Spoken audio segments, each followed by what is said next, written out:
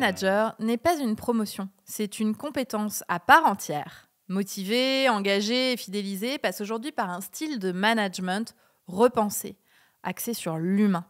Et quel outil plus efficace que le coaching pour créer un environnement propice au développement de ses collaborateurs?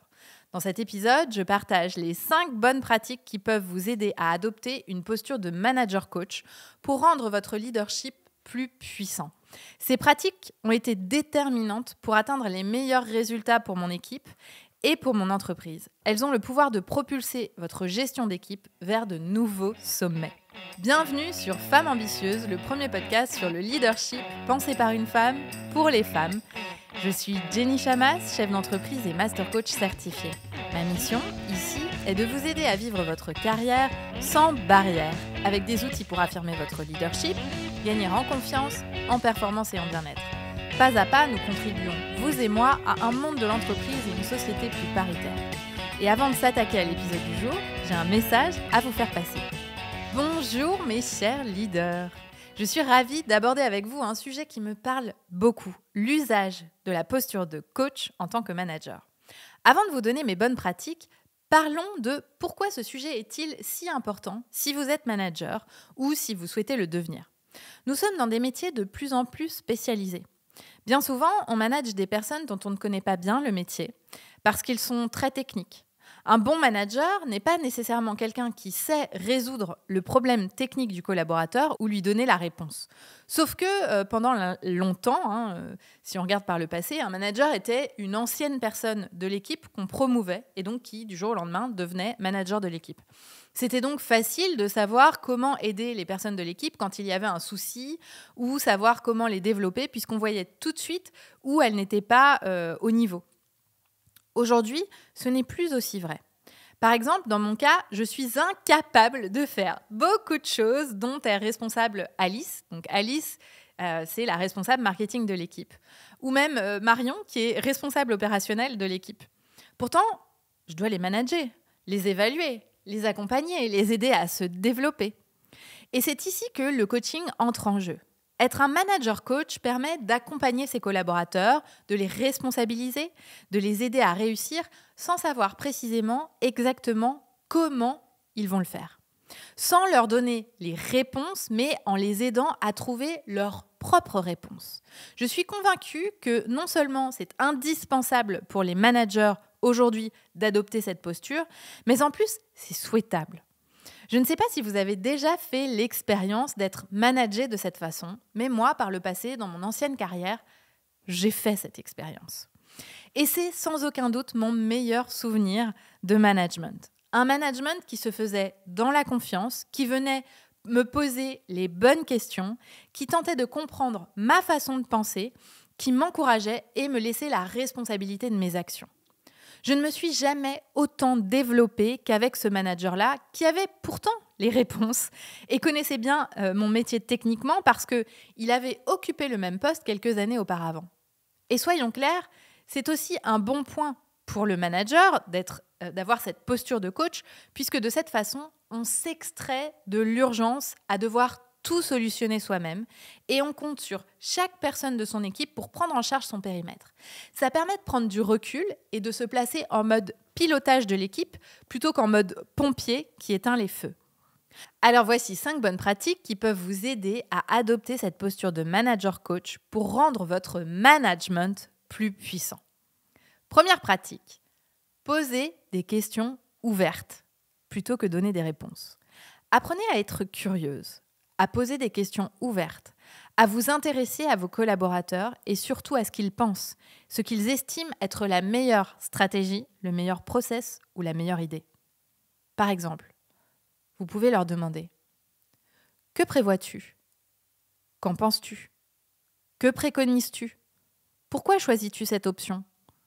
Comment vois-tu les choses ? Comment se passe tel projet ? Où en es-tu ? Quelle est la prochaine étape ? Que penses-tu de cette problématique ? Que prévois-tu ? » Notez que dans ces questions, vous vous intéressez, vous êtes curieuse, vous montrez à la personne que vous lui faites confiance et que c'est elle qui a la responsabilité. Vous lui laissez de la place pour réfléchir à ce qu'elle doit faire ou proposer sans avoir à le faire à sa place. Vous la responsabiliser. Et en même temps, en échangeant avec elle, avec pour base ces questions, eh bien, vous vous assurez qu'elle prend la bonne direction. La deuxième pratique que je vous conseille, c'est de faire confiance à vos collaborateurs. Faites confiance. Le truc génial quand on se fait coacher, c'est que notre coach croit profondément en nous-mêmes quand on doute. Ça nous donne des ailes et ça nous donne l'autorisation de croire en nous. C'est pareil pour la posture de manager coach. Plus vous faites confiance à la personne et que vous lui montrez que vous faites confiance, plus vous créez les conditions de sa réussite. Si elle se loupe à plusieurs reprises, il sera toujours temps de revoir votre niveau de confiance. Mais a priori, vous avez tout intérêt à valoriser et à faire confiance à votre collaborateur. Je me souviendrai toute ma vie d'un de mes managers que je n'aimais pas particulièrement, mais qui m'a transmis une chose importante. Lors de notre premier 1 à 1, il m'a dit « Tu as toute ma confiance. Tu peux y aller, je crois en toi. » Je me souviens que ce jour-là, j'avais eu un déclic et je m'étais sentie plus à l'aise dans mes fonctions. Troisième pratique, laissez-les faire des erreurs. Je coach des leaders qui ont parfois peur de la délégation car ils ont peur des erreurs de leurs collaborateurs, peur de perdre du temps, peur de devoir ensuite gérer les conséquences des erreurs. Sauf que la meilleure façon d'apprendre, eh bien, c'est de faire des erreurs. C'est comme ça qu'on se développe. La peur de l'erreur, au contraire, empêche l'audace, l'innovation, l'efficacité et la remise en question de pratiques qui sont peut-être plus exactement adaptées. Vous avez tout intérêt à laisser vos collaborateurs tester des choses, quitte à se planter, tout en contrôlant que ce sont sur des sujets où ce n'est pas dramatique pour l'entreprise de se tromper. À vous d'évaluer l'importance. Ça leur envoie le message qu'ils peuvent tester, qu'ils peuvent oser, qu'ils ont le droit aussi de se planter. Ils apprendront que cette façon de faire n'est peut-être pas la meilleure, mais c'est aussi cette responsabilité que vous leur offrez qui leur donne la niaque pour trouver des solutions, pour réparer leurs erreurs et devenir de meilleurs professionnels.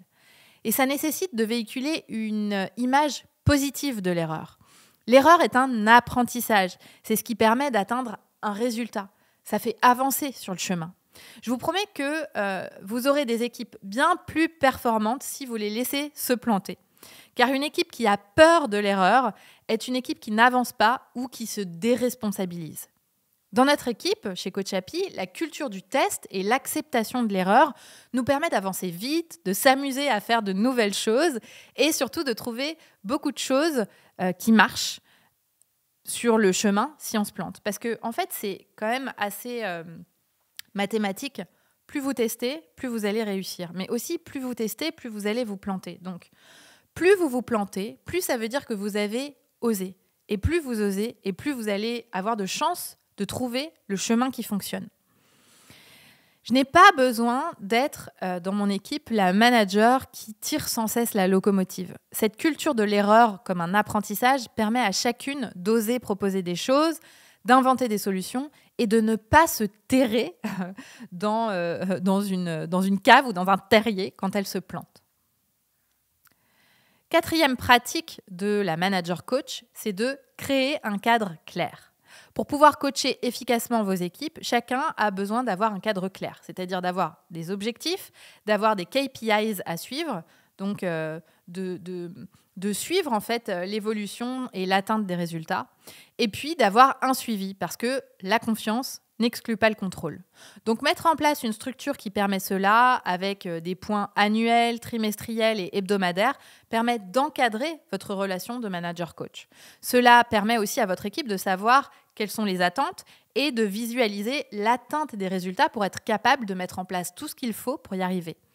Et comme un sportif, sur le parcours, vous êtes là pour les accompagner, les challenger, les rassurer et les faire se poser les bonnes questions et parfois les conseiller. Vous êtes vraiment, imaginez, la coach de la sportive de haut niveau qui veut gagner sa médaille. Et vous créez ainsi les conditions de leur succès.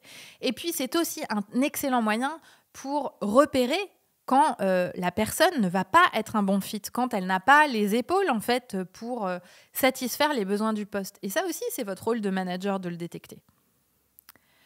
Enfin, 5e pratique qui est hyper importante. Célébrer les résultats. Un coach célèbre les résultats. Il montre à ses coachés le positif. Il les encourage à s'auto-célébrer et à célébrer leurs collègues. Il entretient une culture positive du feedback. Le cerveau humain, il faut le savoir, a un biais négatif. C'est-à-dire que chacun d'entre nous retient 9 fois mieux le négatif que le positif. Donc, la célébration de ce qui fonctionne bien est essentielle. En adoptant cette posture de manager-coach, vous êtes aussi un cheerleader quelque part. Quelqu'un qui sait voir et montrer tout ce qui va pour créer de la motivation, de l'engagement et enseigner à ses équipes à faire pareil.